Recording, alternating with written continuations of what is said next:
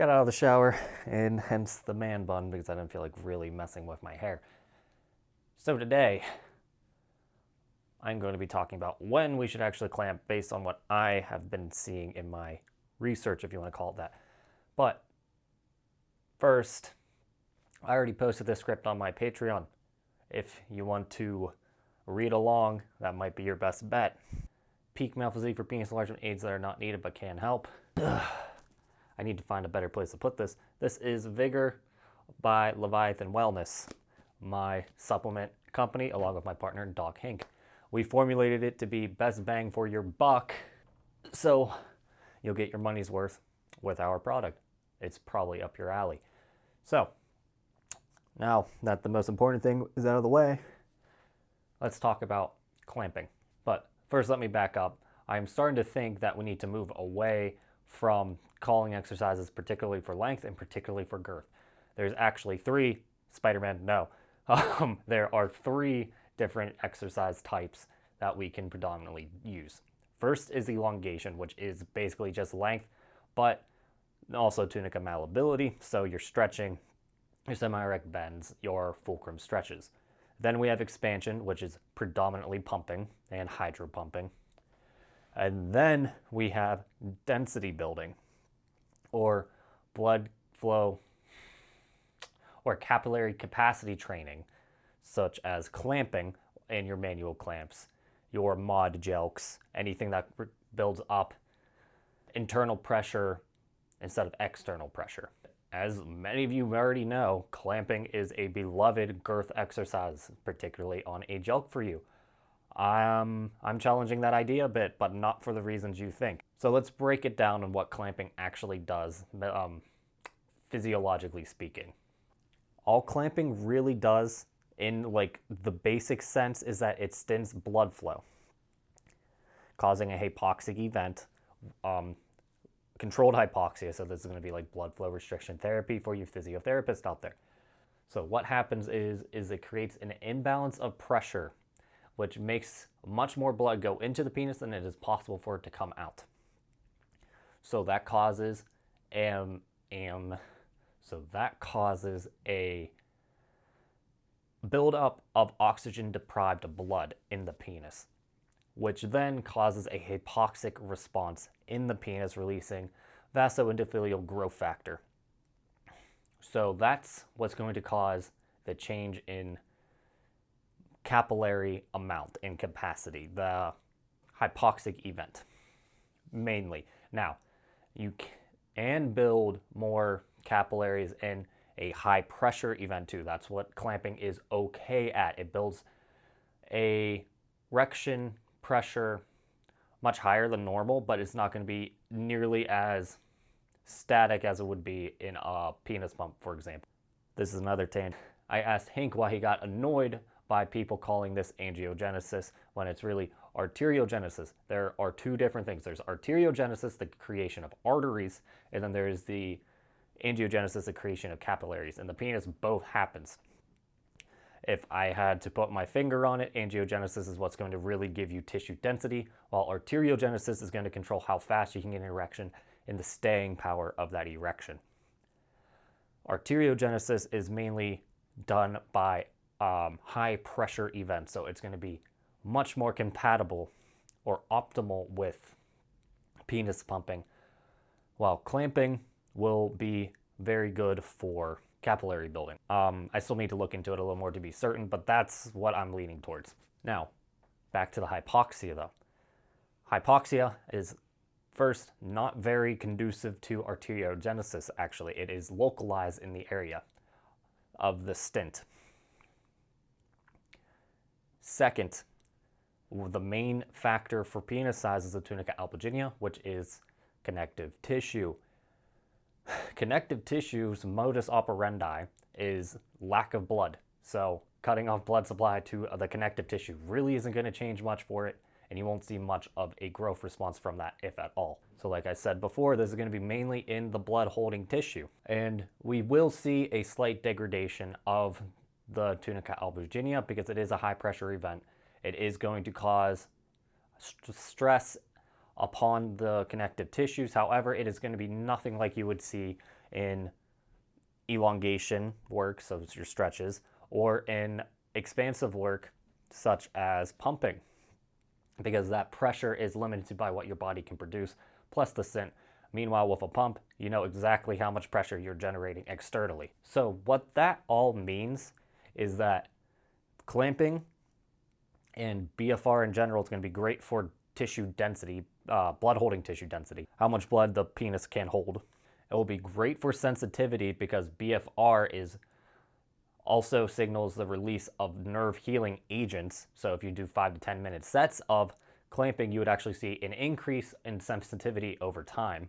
And it's okay for penile blood supply development. So that's your arteries and stuff. Since it's not like super high pressure compared to pumping, you won't see as dramatic as an effect for arteriogenesis, not angiogenesis. Think the capillaries are the leaves, the arteries are the branches of the tree.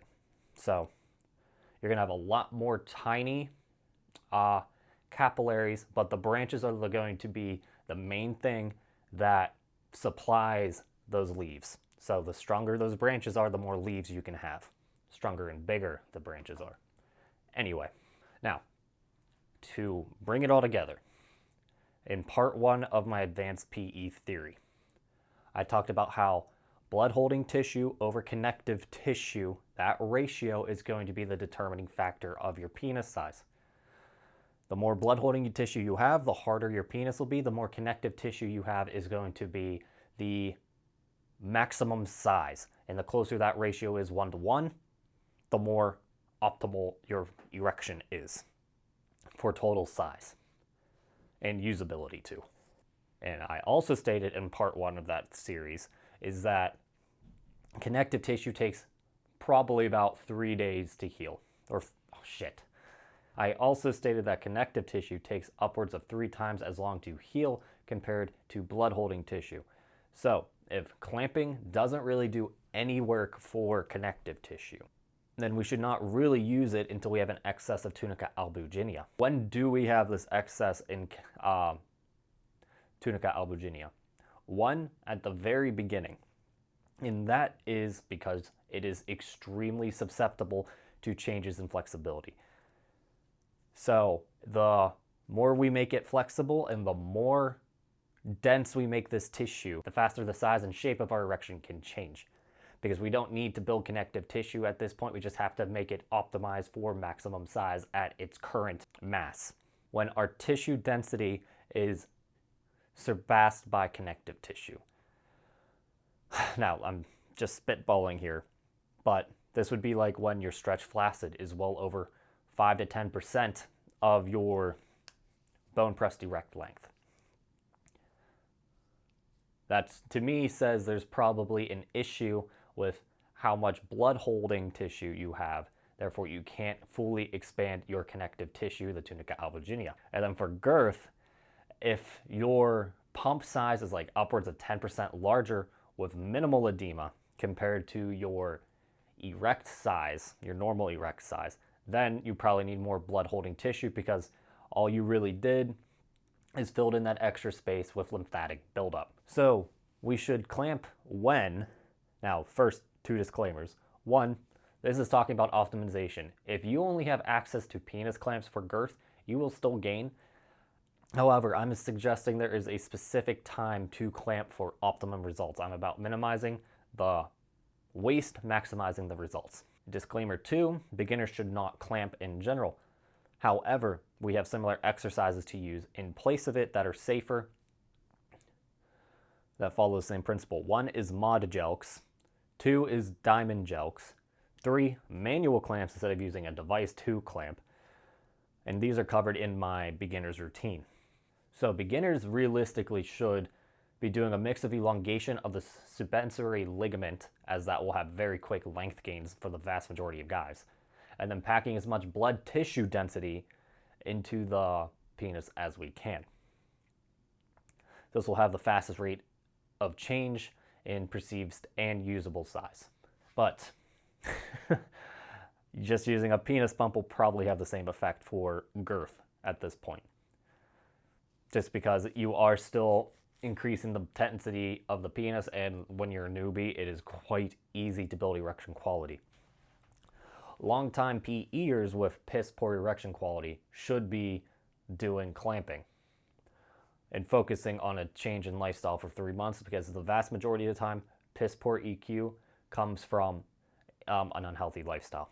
And then, like I talked about already, men with a very large post-pump size compared to their erect size without edema, and men with a very long stretch flaccid length compared to bone pressed erect length should focus on clamping for 3 months. Notice how I keep saying 3 months. In a perfect world, I think we should be focusing on the connective tissues mainly. So the tunica albuginea, as that's the slowest growing part of the penis. When we are breaking it down, it needs the most work. We should be putting the majority of our time to it. So what I'm saying is you should be doing a mix of stretch and expansion work for 9 months out of the year, and then do clamping and tissue density buildup work for the next 3 months, and then probably take a couple weeks off afterward. That way we can stay focused on the hard part, tissue, connective tissue buildup, and then quickly fill it in. Is for every 3 pumping sessions, you do 1 clamping session. That would get you roughly in the 3-to-1 ratio that we need for optimization. However, I still think you're better off front loading as much expansive work into your routine and then filling it in with clamping work, because it's, if we're being honest, it's 2 different environments for maximizing the effect. Or if you still want to mix clamping and pumping on the same day, you're going to want to do 30 minutes of interval pumping. If you don't know what that is, check out one of my most recent videos. I might remember to put it up. Anyway, 30 minutes of interval pumping along with 1 set of 10 minutes of clamping. That's all you're really going to need, believe me. Okay, so I know I probably rocked the boat a bit, so I'll try to answer as many questions as I can, and it'll probably have to be another follow-up video. This is still a relatively new idea to me, and I could be wrong. There's actually a decent chance that I am wrong when it comes to the exact time frames of optimization. But for me, it is more important to try to challenge the paradigm and work from that than it is to stick with it and then it might not be optimal. I'm okay with rocking the boat if it's going to piss some people off. Now, I'm not trying to upset people. I know this can be a hot topic because there is another notable figure that says the exact opposite of what I am saying. I'm just going off of what I see in the research, not necessarily my own personal experience. So, be that as you will, this is how I'm doing it. I am going to be doing 9 months of expansion work. Come September, I'm going to move over to clamping and such. So yeah, time will tell if I'm right. I hope I am. Otherwise, I'm suboptimal for 9 months. Big whoop. Anyway, Leviathan Sups, Patreon, Peak Male Physique. BD is signing off. This can come out. It's actually not too bad now. What do you know? Oh, what am I talking about?